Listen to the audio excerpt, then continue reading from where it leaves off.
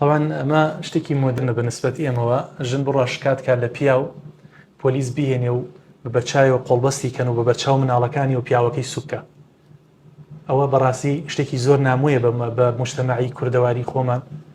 ئەویش هەمووی ئەگەڕێتەوە بە سەرسامبوون بە ئەوروپا و ژن سالاری لە ئەوروپا کە ئێستا پیاوێکی وت مامۆساوەڵات پیاو یعنی پشیلەیە زیاتر لە ئەوروپا ڕێزی هەیە وەکو پیاوێک. یعنی ئەوەندەی پشیلەیە ڕێزی هەیە پیاو ڕێزی نییە، ئەوەنی پشیلەیەک مافی هەیە لە وڵاتە پیاو مافی نییە. بەداخەوە گەرکێشەکانتان گەیشتە و ئاستا تۆتوانی لی جیاوە بیت، ئەتوانی ماڵێک بۆ خۆ دروستکەی هەر هیچ نەبێ بەم پیاوەکەت بڵی فەرمو لە ماڵەکەت دەچۆ، بەڵام چۆن پۆلیسی بۆ بانکەی کچەکەم تۆ دوو ڕۆژت باوکت هەیە، برات هەیە، ئامۆزات هەیە، قزم و کەسوکارت هەیە. یعنی مقۆ لە ناو یەکا دروستە بێ ئەڵێن کچەکەیان کە گەیشتە ئەوروپا هێندە بێمنەت بوو، باشە تا ئەو ڕادەی گەیشت پیاوەکەی خۆی داوە بەگرتن و ئێستا پۆلیسێکی ئینگلیس هاتووە قۆڵبەسی کردووە و دووری خستۆتەوە لە مناڵەکانی و بەڕاستی و گەورەترین نەنگی عیبە. یعنی ئینسان چۆن ئەبێ ئەوەنە کاریگەر بێ بە ڕۆژ ئاوە و چۆن ئەبێ ئەوەنە سەفڵە بێت.